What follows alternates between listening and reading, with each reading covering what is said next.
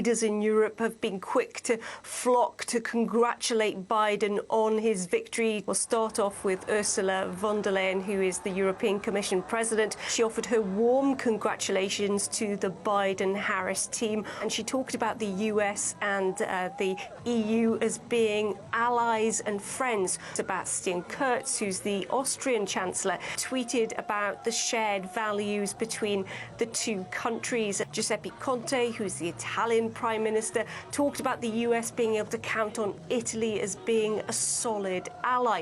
And even there was a note from Jens Stoltenberg, who is the chief of NATO, saying that he knows that Joe Biden is a strong supporter of the organisation. Also, congratulations coming through from the Prime Minister of the UK, the French President and the German Chancellor.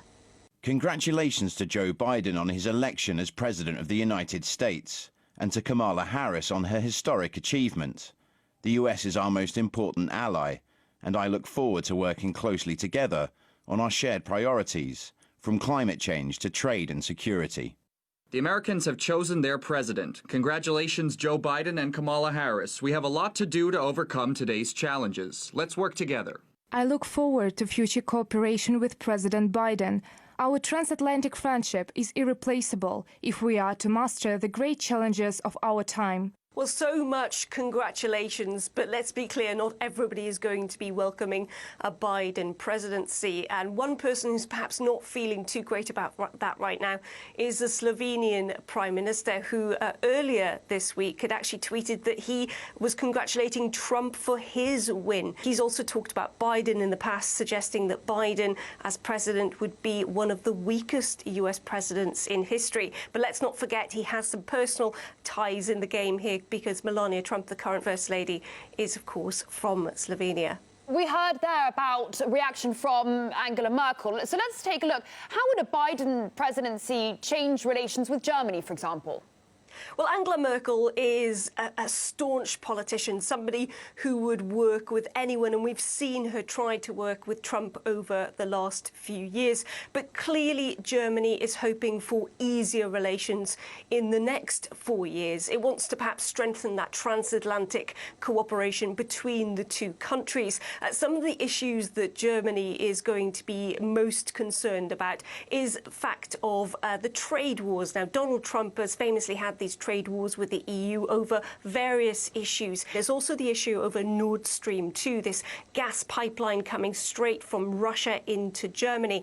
The US currently has sanctions on companies that are working with that. Then there are also the bigger issues over NATO, Iran. All of these, Germany will be hoping that they will be able to work with an ally. We know that obviously over the last couple of years we've seen how Trump has been pulling out of some international agreements. So the Paris Climate Accords, that drew a lot of criticism, the Iran nuclear deal. How do you think Biden coming into the Oval Office could see things change? Do you think the EU will hope that maybe some decisions will be even reversed? Well, we know already that Biden has been incredibly clear what he makes of some of these agreements. You mentioned there the Paris Climate Accord that Donald Trump famously pulled the US out of, saying he wasn't happy with it. That sort of caused a bit of a fraction in the relationship between him and France's President Emmanuel Macron. Now, Biden has been clear that the first day of his presidency, he would re-enter into that agreement. One of the things that many of